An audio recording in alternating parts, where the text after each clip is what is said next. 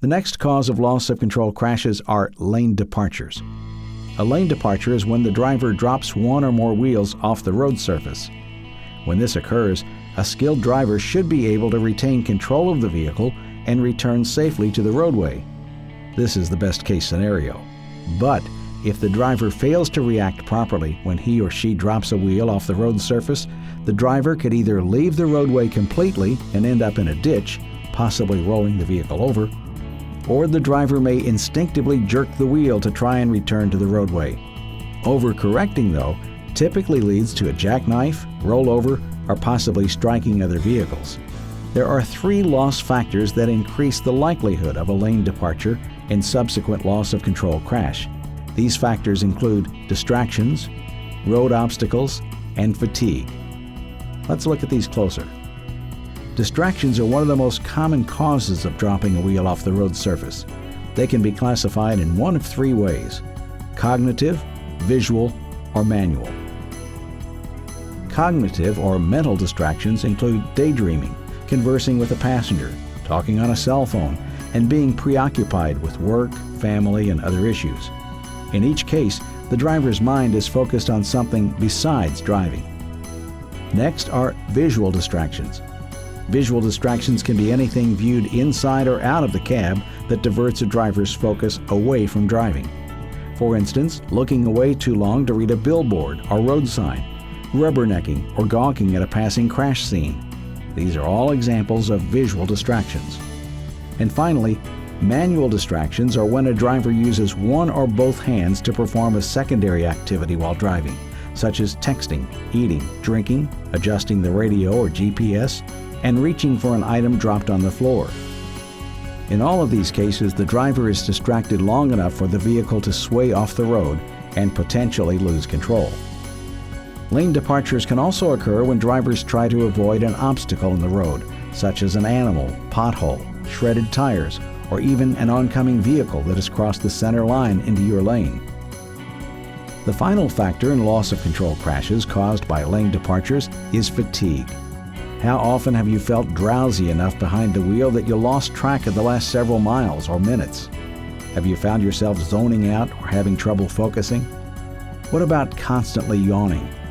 All of these are signs of fatigue and have dangerous consequences. In fact, if you're traveling at 65 miles per hour and close your eyes or lose focus for as much as 3 seconds, you will have traveled the length of a football field. A lot of bad things can happen in that brief period. Here's a real-world example of a fatigued truck driver who is distracted long enough to lose control of his truck and drive into the median. Notice the driver on the left and the view from his truck on the right. Within 6 seconds of losing focus, the driver is off the road and rolling over. He was fortunate to be wearing his seatbelt. With that in mind, let's look at how to prevent lane departures and loss of control crashes. Going back to our essential 7 driving techniques, we need to avoid all distractions and be attentive to the road ahead. When driving, keep off your cell phone and don't engage in activities other than driving. Furthermore, take the initiative to pull over in a safe place if you're feeling fatigued or distracted by a family or work issue. Better to get off the road and get some rest or resolve the matter than letting it fester and make matters worse. Next, be attentive to the road ahead. This includes being vigilant of oncoming traffic that may cross the center line and into your lane. We'll look at this scenario in a moment, but if this occurs, be sure to stay to the right and slow down to give the oncoming vehicle as much time as possible to get back into their lane. Furthermore, only make quick glances to check mirrors and road signs. This way your eyes can go right back to what's happening in front of you. Drivers should also observe the proper speed for conditions. If driving at night or under adverse conditions, slow down to give yourself plenty of time to react so you don't make any sudden steering inputs that could drop a wheel off the road. The final essential technique is to react properly to hazards. While driving, scan your surroundings and ask yourself what you'd do if a certain hazard presented itself, like a deer crossing the road.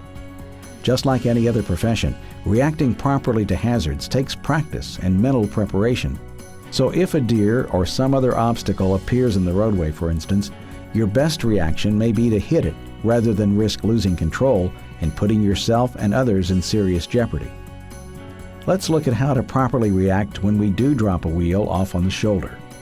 Our drivers pointed out that the instinctive thing to do is to jerk the steering wheel to try and get back onto the road. But you must be prepared to resist that instinct. Instead, get a good grip on the steering wheel, slow down, and ease your truck back onto the road.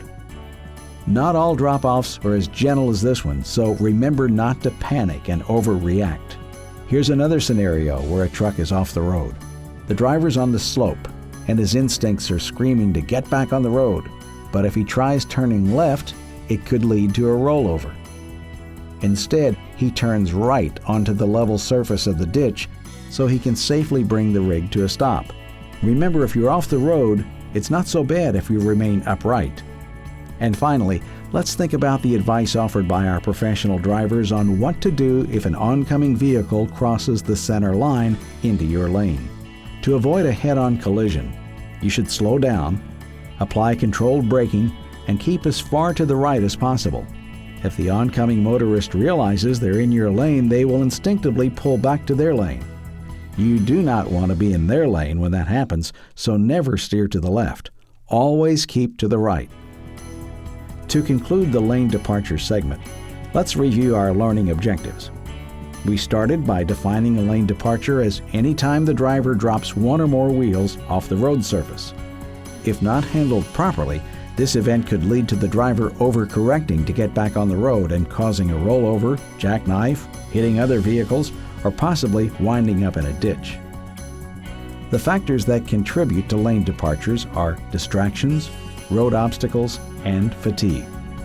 Distractions can be mental, like daydreaming, visual, such as gawking at the vehicle in the adjacent lane, or manual, like texting. Road obstacles, meanwhile, can be anything in the roadway blocking your lane, like a deer or oncoming traffic that has crossed the center line. And then there's fatigue, which is also a form of distraction. Forgetting the last several miles, yawning, and tired eyes are some of the warning signs of fatigue. It's best to find a safe place to pull over and get some rest than risking a crash. And finally, we discussed using the following essential 7 driving techniques to prevent lane departures.